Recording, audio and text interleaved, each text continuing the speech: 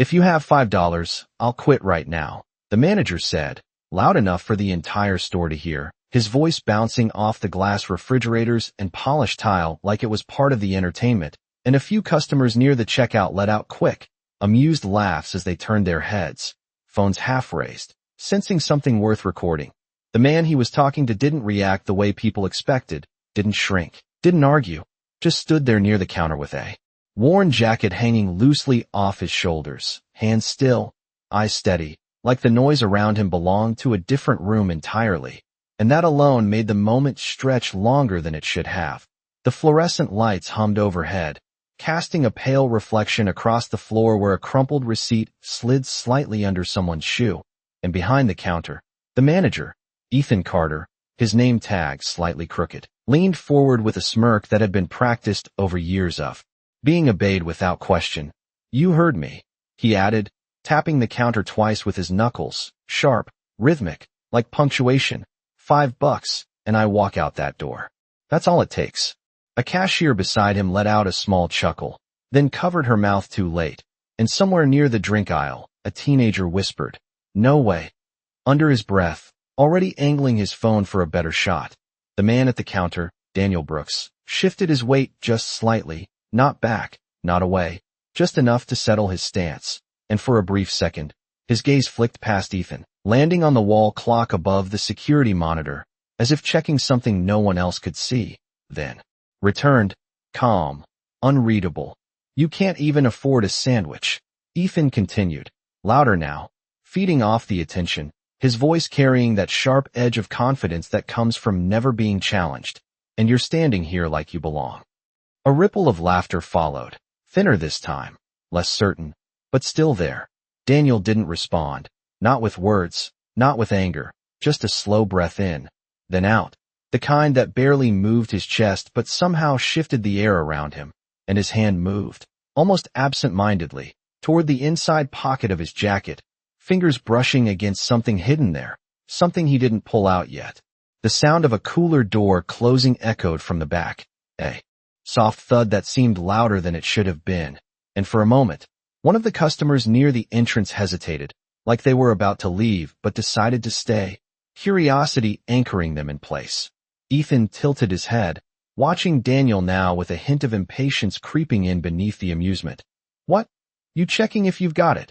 he said, gesturing loosely toward the man's pocket. "Go ahead. We're all waiting." The words hung there, suspended, as the room subtly shifted from laughter to expectation, and Daniel's fingers stilled for just a second inside his jacket before continuing, slower this time, deliberate, as if the movement itself mattered more than what it would reveal, and somewhere in the silence that followed, the hum of the lights seemed to grow louder, pressing in, tightening the space between everyone watching and the man who still hadn't said a single word. Daniel's hand moved deeper into the worn lining of his jacket, fingers brushing against the rough edge of fabric that had been stitched more than once, and for a second it looked like he might pull something out quickly, just to end it, just to match the energy being pushed onto him. But he did not.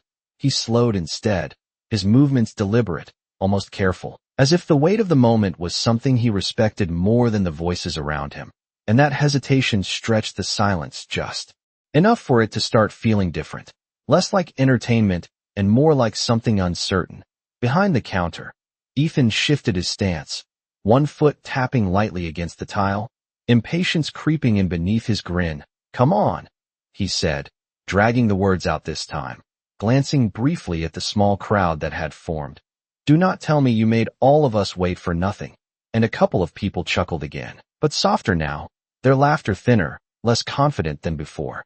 Daniel's eyes did not move from the counter as he finally pulled his hand back out, but it was empty. And for a split second, confusion flickered across a few faces. Someone near the door whispered, "He does not have it." And another voice followed, "I knew it." But Daniel did not react to either. He simply turned his hand over slowly, palm up, as if showing there was nothing hidden, nothing to prove. And then, just as quietly, his other hand reached into a different pocket, one that sagged slightly from use, and the faint sound of something shifting inside broke through the low murmur in the room. Ethan let out a short laugh, louder than necessary, reclaiming control of the moment.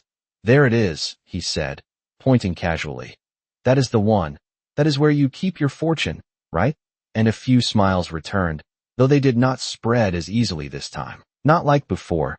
Daniel's fingers closed around something, but again he did not rush. He paused, just for a breath, and in that pause, his gaze lifted, not to Ethan, not to the people watching, but back to the clock on the wall, the second hand ticking forward with a soft, steady rhythm that seemed to echo louder in the quiet.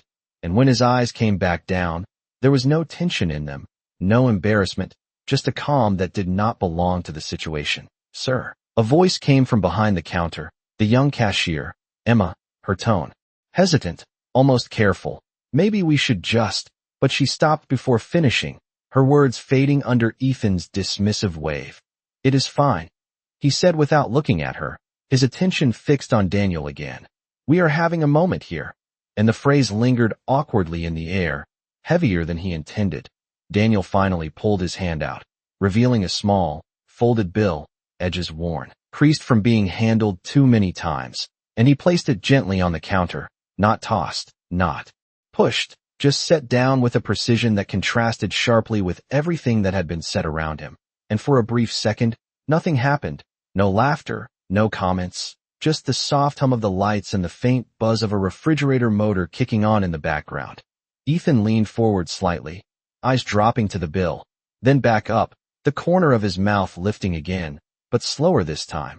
That is $5, he said, almost amused, almost impressed. Looks like you found it after all.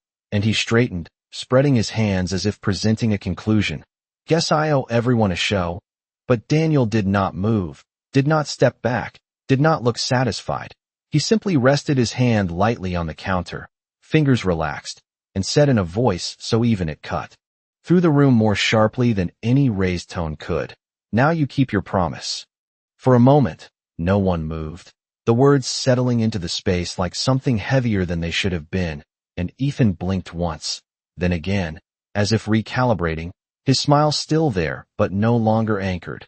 My promise, he repeated, a short breath of disbelief slipping into his tone, and a couple of people near the counter glanced at each other, unsure whether to laugh or stay quiet. The earlier confidence in the room now thinning into something uncertain. Daniel did not raise his voice, did not lean in. He simply nodded once, a small, controlled motion, his fingers still resting lightly against the counter beside the worn bill. You said it clearly, he replied, calm, steady, $5. And he tapped the bill gently with one finger, not to emphasize, but to acknowledge, and you would walk out. And the simplicity of the words seemed to strip away whatever performance had been built around the moment. Ethan let out a quick laugh, louder than necessary again. But this time it did not carry the same weight. It echoed and then fell flat. Come on, he said, waving a hand dismissively. You do not actually think that counts, do you? But even as he spoke, his eyes flickered toward the small crowd, searching for agreement, for reinforcement, and what he found instead were faces that had grown more still, more observant. The earlier amusement replaced by a quiet attention that felt less like entertainment and more like judgment. Emma shifted behind the register, her hands hovering over the scanner without moving, her gaze moving from the bill to Ethan, then back to Daniel, and she swallowed lightly, the sound almost lost beneath the hum of the store, but present enough to mark the shift. Near the entrance, the man who had hesitated earlier took a slow step forward, arms crossed loosely, his expression no longer amused, and the teenager with the phone lowered it slightly, no longer certain what he was capturing. Daniel remained exactly where he was, his posture unchanged, shoulders relaxed, eyes steady, not demanding, not challenging, just waiting, and that waiting seemed to press on the room more than any raised voice could have. Ethan straightened his back, adjusting the collar of his shirt as if resetting himself. It was a joke, he said finally, the words coming quicker now, less controlled. Everyone here knows that. And he gestured vaguely toward the customers, inviting them back into the moment he had created. But no one responded, not immediately, and that silence stretched, long enough to make the word joke feel misplaced. Daniel's gaze softened slightly, not with pity, but with something quieter, more measured. It did not sound like one, he said, and the sentence landed without force, without accusation. Yet it carried enough weight to make Ethan's jaw tighten just slightly. Somewhere behind them, a refrigerator motor clicked off, leaving a brief pocket of deeper quiet, and in that space, the faint ticking of the wall clock returned, steady, indifferent, marking time that did not pause for discomfort or pride. Ethan exhaled through his nose, glancing once more at the bill, then at Daniel, and for the first time since the moment began, there was hesitation in his expression, small but visible, a crack in the confidence that had filled the room just minutes ago, and he shifted his weight again, this time not in control, but in search of it, while Daniel did nothing at all, simply standing there, patient, present, letting the weight of a single promise settle exactly where it belonged. The air in the store seemed to hold its breath, the kind of quiet that did not belong in a place filled with humming machines and shifting footsteps. And Ethan felt it before he understood it, a subtle pressure behind his chest, a tightening that made his next breath come slower, less certain, as his eyes moved again to the $5 bill lying on the counter, its edges worn, its presence far heavier than its value. And for a second, he considered brushing it aside, laughing it off, reclaiming control the way he always had. But something in the room had changed, something that did not respond to volume or confidence anymore. "Look," he started, his voice lower now, less performative, but still searching for footing.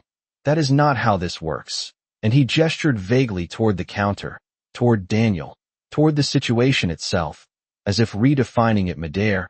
"I was making a point." But the words felt thinner as they left his mouth, like they had already lost their weight before. Reaching anyone else, Daniel did not interrupt, did not react, he simply watched, his expression calm, steady, giving Ethan all the space he needed and none of the escape he wanted, and that stillness pressed harder than any confrontation could have.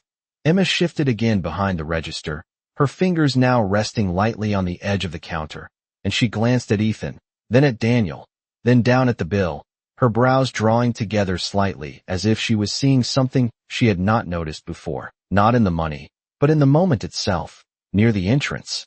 The man with crossed arms spoke quietly, not to anyone in particular, but loud enough to be heard. "A promise is a promise," and the words did not echo. They settled, heavy and simple, and a couple of heads turned, not toward him, but back toward Ethan, waiting.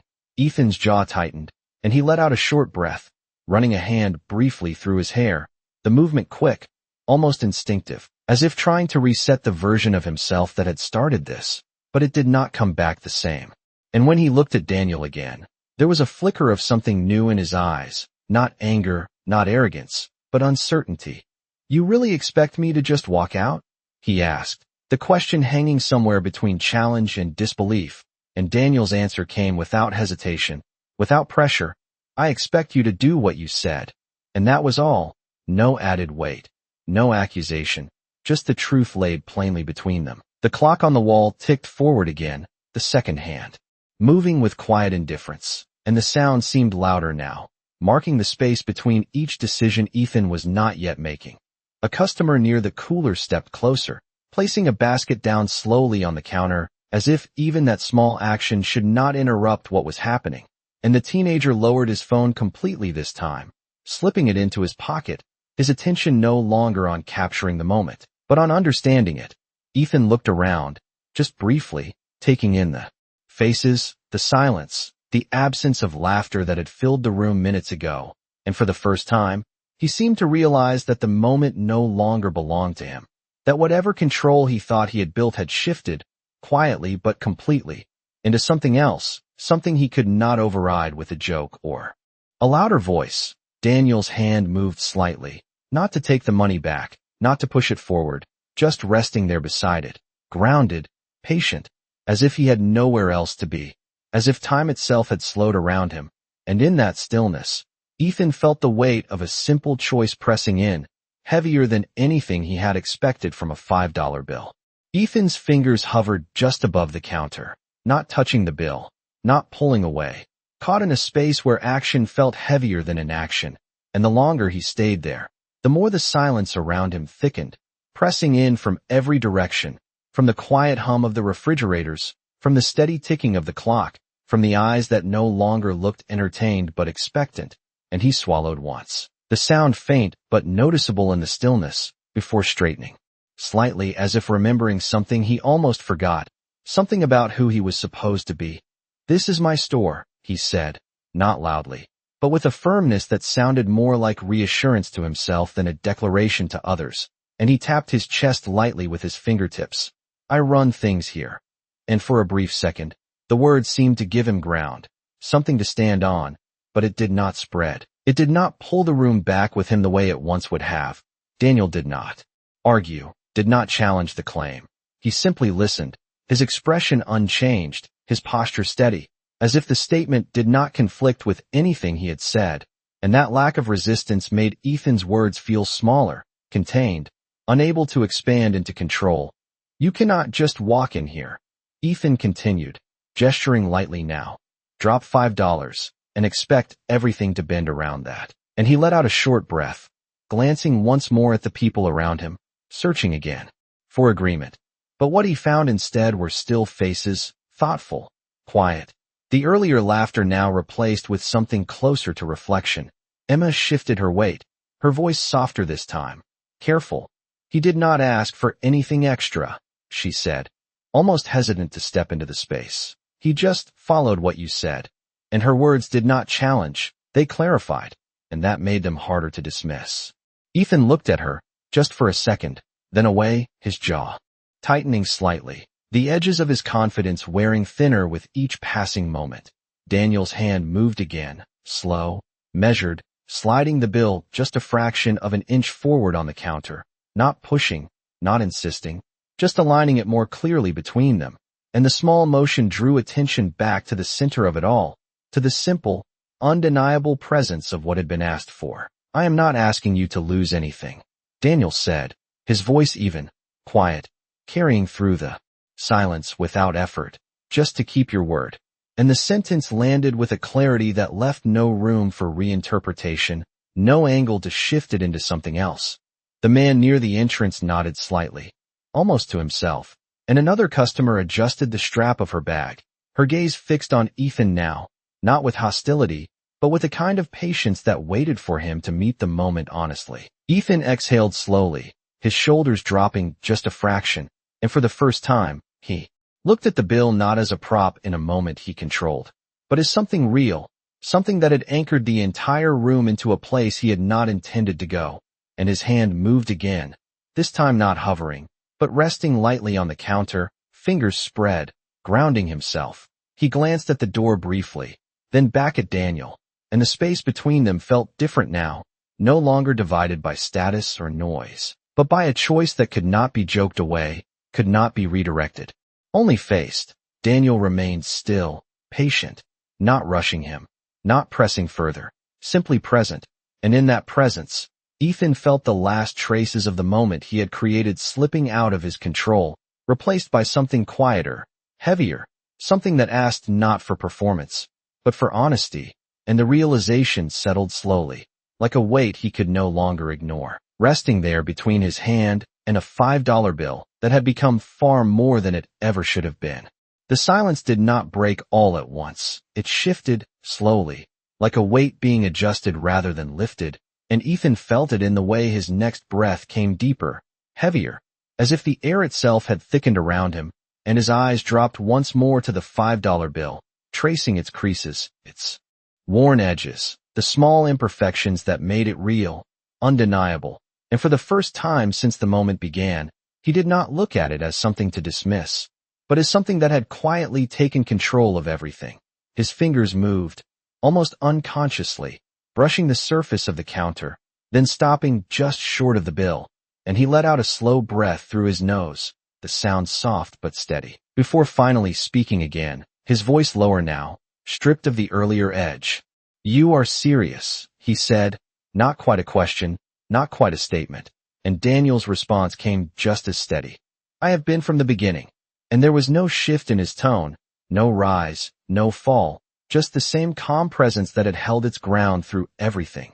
Ethan nodded once, a small movement, almost to himself, and his gaze drifted briefly toward the door again, the glass reflecting a faint outline of the room behind him. The people, the lights, the stillness, and for a moment he seemed to see it all from the outside, like something separate from him, something he had stepped into without realizing what it would become. Emma leaned slightly forward, not speaking this time, just watching, her expression softer now, less uncertain, as if she had already moved past the question and was waiting for the answer. Near the entrance, the man with crossed arms shifted his weight, uncrossing them slowly, his posture easing, not because the tension had disappeared, but because it had changed into something quieter, something more grounded. Ethan ran a hand down the front of his shirt, smoothing it absent-mindedly, then rested both hands on the counter, palms flat, grounding himself in the solid surface beneath him. And when he looked up again, his eyes met Daniel's fully this time, not glancing, not avoiding, just meeting them. And in that moment, the last layer of performance slipped away. "If I walk out," he said slowly, choosing each word more carefully than before, "this place stops running the way it should." And the statement carried a hint of truth, of responsibility, something real beneath the earlier bravado. But Daniel did not push against it, did not argue the point. He simply listened, then replied, "Then maybe it runs a little differently for a while." And the words were not dismissive, not careless, just honest. In a way that did not try to solve the problem, only acknowledge it. The clock ticked forward again, marking another second, another choice, and Ethan's gaze flickered once more across the room, taking in the quiet attention, the absence of laughter, the expectation that had settled into something steady and unyielding. And he inhaled deeply, holding it for a brief moment before letting it go, his shoulders lowering just slightly as if something inside him had shifted, not fully, not completely, but enough. His hand moved again, this time reaching toward the bill, not to take it away, not to reject it, but to lift it gently between his fingers, and the small motion drew every eye back to the center, to the simple exchange that had become anything but simple. And as he held it there, looking at it for one last second, something in his expression softened, not into defeat, but into recognition. And when he spoke again, his voice carried none of the earlier noise, only a quiet clarity that settled into the room as naturally as the silence had before. The bill rested between Ethan's fingers, light, ordinary, and yet it carried a weight that made his grip feel heavier than it should have been. And for a moment he did not move, did not speak, just stood there with his eyes fixed on it, as if trying to understand how something so small had unraveled something so certain inside him. And the silence around him did not rush him. It waited, steady, patient, giving him no place to hide behind noise or distraction. He exhaled slowly, then set the bill back down on the counter with a careful motion, not dismissive, not reluctant, just intentional. And when he lifted his gaze again, it did not drift this time. It landed directly on Daniel, steady, unguarded. "I said it," he admitted, his voice quieter than before, stripped of the earlier edge, "and you met it." And the words settled into the space without resistance, simple and clear. A subtle shift moved through the room. Not a sound, not a reaction, just a change in the way people held themselves, as if something had aligned, something had clicked into place. Ethan's shoulders lowered slightly, and he glanced once toward the back office door, then back again, and there was a brief hesitation, not from doubt, but from the awareness of what the next step meant. And he nodded once, more firmly this time, as if confirming it to himself before anyone else. "Emma," he said, turning his head slightly, and she straightened instinctively. "You can handle the front for a bit." And her eyes widened just a fraction, not from confusion, but from understanding, and she nodded without hesitation. "Yes, I can," she replied softly, her voice steady despite the moment. Ethan reached for the edge of the counter, pressing his palm against it for just a second, grounding himself, then stepped back, the movement small but undeniable, and the sound of his shoes against the tile echoed faintly in the quiet, marking the shift more clearly than any announcement could. A few customers exchanged glances, not surprised, not shocked, just witnessing, and the man near the entrance gave a slight nod, almost imperceptible, as if acknowledging something that did not need words. Ethan moved around the end of the counter, each step measured, not rushed, not dragged, just deliberate. And as he passed Daniel, he paused for a brief second, not long enough to interrupt the flow, but long enough to exist, and he said, "I meant it as a joke," then added, after a small breath, "But that does not change what it was," and there was no defense in his tone now, no attempt to reshape the moment, only recognition. Daniel inclined his head slightly, not approving, not dismissing, just acknowledging, and his hand remained where it was, resting beside the bill, unmoved. Ethan continued toward the door, the glass reflecting his figure as he approached, the light outside brighter than the controlled glow of the store. And when he reached for the handle, his hand paused for a fraction of a second, not from hesitation, but from awareness. Then he pulled it open, and the faint rush of outside air slipped in, cooler, carrying the distant sound of passing cars and open space. He stepped through without looking back, the door closing softly behind him, and the sound of it clicking shut marked the end of something that had started with a laugh and ended in quiet. And inside the store, no one spoke for a moment, not because they did not have anything to say, but because the moment did not need it, and Daniel remained at the counter, still, composed. His eyes briefly lifting to the clock again before returning to the space in front of him, where the $5 bill lay exactly where it had been placed, unchanged, yet somehow no longer the same. The door had barely settled back into its frame before the room began to breathe again, not all at once, not loudly, but in small, almost hesitant shifts, like people remembering how to move after standing still for too long, and the hum of the refrigerators returned to the foreground, steady and familiar, filling the space that silence had occupied moments before. Emma let out a quiet breath she did not realize she had been holding and stepped forward, her hand reaching instinctively for the register, fingers brushing the keys without pressing anything, as if grounding herself in something routine, something known, and she glanced at Daniel, her expression no longer uncertain, but thoughtful, almost careful. "Sir," she said softly, her voice respectful, not out of obligation, but out of recognition, "what can I get for you?" And the question, simple as it was, carried a different weight now, no longer transactional, but sincere. Daniel's gaze shifted from the counter to her, and, for the first time, there was a faint change in his expression, not a smile, not relief, just a subtle easing, as if something inside him had settled, and he nodded once, a small gesture. "Just something warm," he replied, his voice steady. "Whatever is easiest." And Emma nodded quickly, already turning to prepare it, her movements efficient but gentler than before, as if the moment had recalibrated how everything should be done. Behind them, the customers began to move again, slowly, quietly, picking up baskets, adjusting bags. But the energy had shifted, the earlier amusement replaced by something quieter, more reflective, and the man near the entrance stepped closer to the counter, setting down a small item before speaking, his voice low but clear. "Put is on mine," he said, nodding toward Daniel, and Emma looked up, surprised for a second, then nodded. "Of course," she replied, and another customer followed, placing a bottle beside it. "Add this too," she said, not making eye contact, just contributing, and the small gestures began to layer, not loudly, not dramatically, but steadily, like something building without needing attention. Daniel noticed, of course, but he did not react immediately, his eyes moving briefly across the items being placed, then back to the counter, and he shook his head slightly, almost to himself. "That is not necessary," he said quietly, but the man near the entrance gave a small shrug. "Maybe not," he replied, "but it feels right." And there was no insistence in his tone, just a calm certainty that mirrored Daniel's own earlier presence.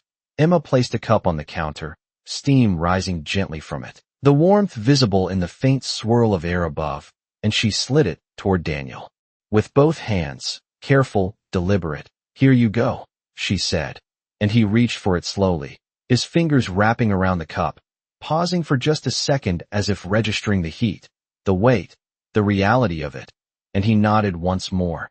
"Thank you," he said, the words simple, but grounded. The clock on the wall ticked forward again, marking another moment, another shift, and as Daniel lifted the cup slightly, his eyes flicked once more toward the door, where the light outside still filtered through the glass, then back to the counter, where the $5 bill remained, untouched, and for a brief second, he reached toward it, his fingers brushing its edge, then stopping, leaving it exactly where it was, as if it no longer needed to move to mean something. Around him, the store had returned to motion, but not to what it had been. Something had changed, quietly but completely, and in that change, the smallest actions carried a different weight, a different intention, and Daniel stood there, not as someone who had taken anything, not as someone who had demanded anything, but simply as someone who had reminded the room what a promise sounded like when it was spoken out loud, and what it meant when it was kept. The warmth from the cup settled into Daniel's hands slowly, seeping through his fingers, steady and real, and for a moment he did nothing but stand there, feeling it, as if the simple heat carried more meaning than the room around him, and his shoulders eased just slightly, a small release that did not draw attention but existed all the same. Emma moved quietly behind the counter, ringing up the items that had been placed down for him, her movements careful, almost deliberate, as if each scan of the barcode carried a quiet intention, and the soft beeps of the register sounded different now, not mechanical, but measured, like each one marked a shift in something unseen.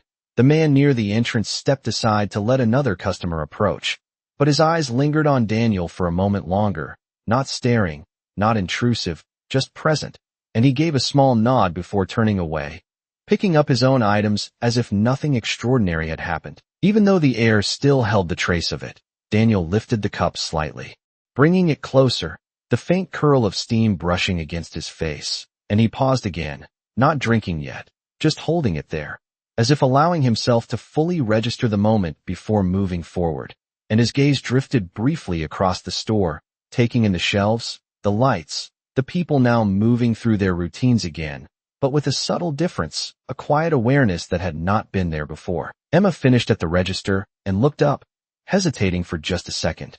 Before speaking, "It is all taken care of," she said, her voice gentle, and Daniel's eyes returned to her, a flicker of something deeper passing through them.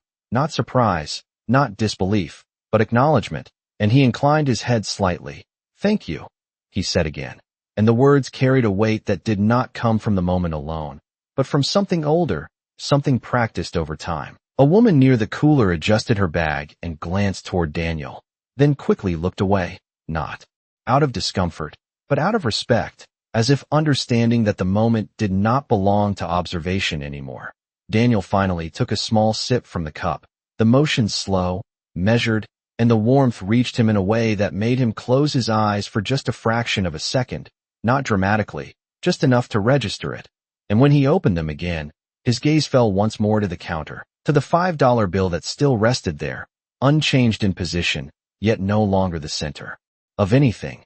His fingers moved toward it again, brushing its edge lightly, and this time he lifted it, not quickly, not possessively, just with a quiet intention, holding it between his fingers for a brief second before turning it over, smoothing its creases with his thumb, as if returning it to its simplest form. The clock ticked forward again, marking another second, and Daniel slipped the bill back into his pocket, the movement unremarkable, almost invisible, and in doing so, it seemed to release the last piece of the moment that had held the room together. Around him, conversations resumed in low tones, the sound of footsteps returning to their usual rhythm, the door opening once more as someone new entered, unaware of what had just unfolded, and Daniel stood there for a second longer, the cup still warm in his hand, his posture steady, his presence unchanged, and then he turned slightly, not toward the door immediately, but as if choosing his direction with quiet care, and in that small, unhurried motion, there was no trace of triumph, no claim to anything gained, only a calm that came from something deeper than the moment itself, something that did not need to be seen to be understood. Outside, the air felt different, cooler, wider, carrying a faint mix of passing traffic and distant voices, and Ethan stood just a few steps from the door, not far, but far enough to feel the shift from inside to out, his hands resting at his sides, fingers slightly curled, as if still holding on to something that was no longer there. And he did not move right away, did not check his phone, did not look around. He simply stood there, letting the moment settle into him in a way he had not allowed before. The glass behind him reflected a faint image of the store, softened by the light, and for a second he glanced back, not fully turning, just enough to catch a glimpse of the counter, the quiet movement inside, the place continuing without him, and the realization landed quietly, not sharp, not overwhelming, but steady, like something he had always known but never faced. A car passed by, its tires humming softly against the pavement, and the sound pulled his attention outward for a moment, grounding him in the present. But when it faded, the quiet returned, and with it came a thought that lingered longer than he expected, not about the store, not about the customers, but about the way a single sentence had unfolded into something he could not control. He exhaled slowly, running a hand across the back of his neck, the motion absent but revealing, and his gaze dropped briefly to the ground, tracing the cracks in the sidewalk, the small imperfections that had always been there, unnoticed until now. Inside, through the glass, Emma moved behind the counter with a steady rhythm, handling the line that had formed again, her posture more grounded, more certain, and Daniel stood a few steps away, the cup still in his hand, his presence calm, unhurried, as if the moment had not elevated him, but simply passed through him, leaving everything else to adjust around it. Ethan watched for a second longer, then looked away, the reflection fading as he turned his attention forward again, and he took a small step, then another, not with urgency, not with hesitation, just moving, allowing his body to follow a direction his mind had not fully decided yet. A few feet down the sidewalk, he stopped again, his hand slipping into his pocket out of habit, fingers brushing against his phone, but he did not pull it out. Instead, he let his hand rest there, feeling the familiar shape without engaging it, and his eyes lifted toward the street, following the movement of people who passed without noticing him, each one carrying their own pace, their own concerns, untouched by what had just happened. Behind him, the door opened briefly as someone exited, the soft chime marking the shift, and then it closed again, returning to its quiet place, and Ethan remained still for another moment, his posture no longer rigid, no longer defined by the role he had carried inside, but something looser, something less certain, and in that uncertainty, there was a space, small but real, where something different could begin. He inhaled again, deeper this time, letting the air fill his lungs fully before releasing it, and his shoulders lowered slightly, the tension that had built earlier easing in a way that did not erase the moment, but allowed it to settle into something he could carry. And then, without looking back again, he continued walking, not fast, not slow, just steady, each step moving him further from the place where he had been certain of everything, and closer to something he did not yet understand, but no longer ignored. Daniel stepped toward the door without urgency, the cup still warm in his hand, his pace unhurried, as if the world outside and the world inside were part of the same quiet rhythm he carried. And when the door opened, the soft chimes sounded again, gentle, almost familiar now, and the cooler air met him as he stepped out. Not shocking, not harsh, just different enough to mark the transition. He paused just beyond the threshold, not blocking the entrance, just standing there for a moment, letting the light settle on him, and his eyes moved across the street, taking in the ordinary motion of cars, pedestrians, distant conversations, all of it continuing as if nothing had happened. And in a way, nothing had, at least not in a way the street would recognize. A few feet ahead, Ethan had slowed his steps, not fully stopping, but not moving forward with certainty either. And when he heard the faint sound of the door behind him, he turned slightly, not all the way at first, just enough to register who had come out. And when he saw Daniel, he paused, his posture shifting, not rigid, not defensive, just open in a way it had not been before. Daniel approached without changing his pace, closing the distance between them gradually, and when he was a few steps away, he stopped, not invading space, not creating distance, simply meeting Ethan where he was. And for a brief moment, neither of them spoke, the space between them filled only by the distant hum of traffic and the soft rustle of wind moving along the sidewalk. Ethan's gaze dropped for a second, then lifted again, and there was no trace of the earlier confidence in it now. Only something quieter, something more reflective. And he exhaled slowly before speaking, his voice low, steady. I did not think it would go like that. And the admission was simple, unguarded, not an excuse, not a defense, just a statement of truth. Daniel nodded slightly, not in agreement, not in correction, just acknowledging the words as they were, and he adjusted his grip on the cup, the faint warmth still present, grounding him in the moment. Most things do not, he replied, his tone calm, even, and there was no judgment in it, no lesson being offered, just an observation that settled between them. Ethan glanced briefly back toward the store, the glass reflecting a faint image of movement inside, then returned his attention to Daniel, and for a second, he seemed to search for something more to say, something that would explain, justify, or reshape what had happened, but the words did not come, and he let that be, letting the silence exist without filling it. I should not have said it like that, he added after a moment, quieter now, the words carrying weight not because of how they were spoken, but because they were chosen carefully, and Daniel met his gaze again, steady, present, and he inclined his head slightly. No, he said softly. You should not have. And there was no harshness in it. No edge, just a clarity that did not need to be softened. The wind shifted slightly, carrying a faint chill through the space between them, and Ethan pulled his jacket a little closer without thinking, his movements slower now, less reactive, more aware, and he nodded once, a small, deliberate motion, as if accepting something that had already settled into place.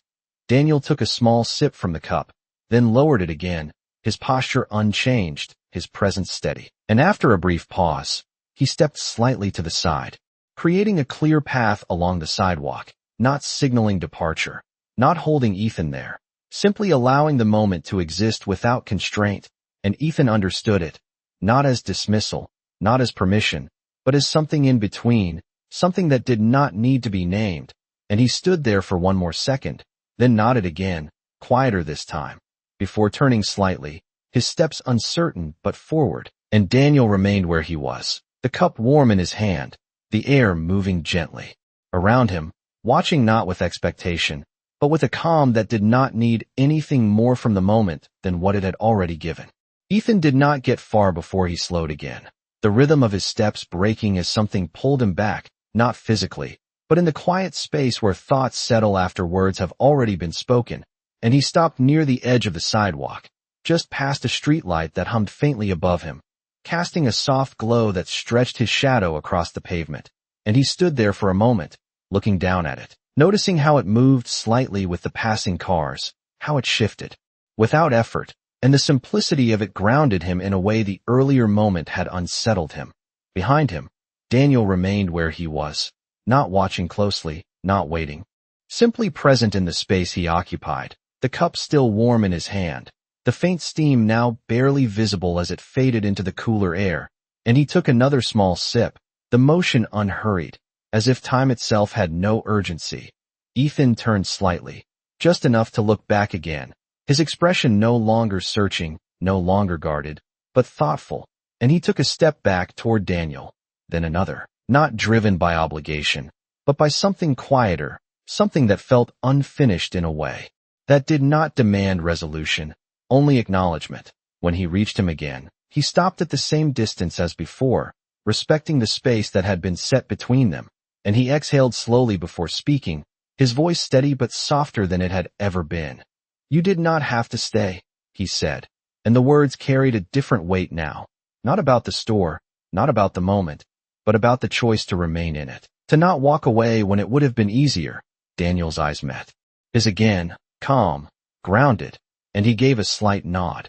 Neither did you, he replied, and the response was simple, but it settled into the space between them with a quiet clarity that did not need to expand. Ethan let out a small breath that almost resembled a laugh, not from amusement, but from recognition, and he nodded once, accepting it, and his gaze drifted briefly to the street again, then back, as if balancing the outside world with the moment still unfolding in front of him. I thought being in charge meant being right, he said after a pause, his tone reflective, not defensive, and Daniel listened without interruption, his posture unchanged, his presence steady. Sometimes it just means being louder, Ethan added, the words coming more easily now, not rehearsed, not calculated, just spoken, and the admission carried something honest in it, something that did not seek approval, only release. Daniel shifted the cup slightly in his hand, adjusting his grip, and he glanced down at it for a second before looking back up, Loud does not last, he said quietly, but what you say still does. And the sentence landed gently, not as a lesson, not as a correction, but as something that had already proven itself. The wind moved lightly between them, carrying the faint scent of the street. And Ethan nodded again, slower this time, letting the words settle fully before responding, though he did not add anything more, not because he had nothing to say, but because he understood that not every moment needed to be filled. A car passed by, its headlights briefly washing over them, then moving on, leaving the space unchanged, and Ethan took a small step back, then another, his posture more certain now, not in control, but in acceptance, and he paused once more, giving a final nod that carried more weight than his earlier words, before turning and continuing down the sidewalk, his steps steady, unhurried. Daniel remained where he was for a moment longer, the cup now only faintly warm, and he looked down at it, then up at the sky just beyond the buildings, where the light was beginning to soften, and after a quiet breath, he turned as well, not following Ethan, not avoiding him, just moving in his own direction, the space between them widening naturally, without tension, without need, as the moment that had brought them together settled into something that would remain long after they had both walked away. The street stretched quietly ahead of both of them, carrying on without pause, without memory, as if moments like the one they had just lived through dissolved into the air as soon as they ended, and yet something remained, not in the pavement or the passing cars, but in the way each step felt, in the way the silence no longer felt empty, but settled. Daniel walked at an even pace, the cup now only faintly warm in his hand, his fingers still wrapped around it out of habit more than need, and his eyes moved ahead, not searching, not avoiding, simply present, taking in the soft glow of late afternoon light reflecting off windows, the distant hum of a bus braking at the corner, the quiet rhythm of a city that did not know what had shifted inside one small store. Behind him, far enough to not be seen, but close enough to exist in the same stretch of sidewalk, Ethan continued in his own direction, his posture no longer rigid, no longer defined by position or control, but by something quieter, something that had loosened inside him, and his steps carried a different weight now, not heavier, but more aware, as if each one registered in a way it had not before. A breeze passed between buildings, light but steady, brushing against Daniel's jacket, lifting the edge slightly before settling again, and he paused for just a second, not because he needed to, but because something in the moment invited stillness, and he looked up briefly, his gaze tracing the sky between the rooftops, where the lights softened into a calm, even tone that held no urgency. He took one last sip from the cup, then lowered it, feeling the near absence of warmth now, and after a brief moment, he stepped toward a small trash bin near the corner, placing the empty cup inside with a quiet motion, not hurried, not careless, just complete. He stood there for a second longer, his hands now free, resting at his sides, and his eyes drifted back toward the direction he had come from, not looking for anything, not expecting anything, just acknowledging the space that had held the moment before turning forward again, inside the store. Though no longer visible from where he stood, the rhythm had returned, but not unchanged. Something had settled into it, something quieter, something that would show itself not in words, but in small actions, in how voices were used, in how moments were handled, in how a simple sentence might be spoken differently next time. Daniel exhaled slowly, the breath steady, and he adjusted his jacket slightly before stepping forward again, his pace unbroken, his presence unchanged, and as he moved along the sidewalk, he did not carry the moment like a victory, did not replay it like a story. He simply moved on, leaving it where it belonged, complete in itself. And somewhere behind him, though he would not see it, Ethan slowed once more for just a brief second, turning his head slightly as if something had crossed his mind, then facing forward again, continuing on, his steps steady, not rushed, not hesitant, just different in a way that could not be measured but would be felt.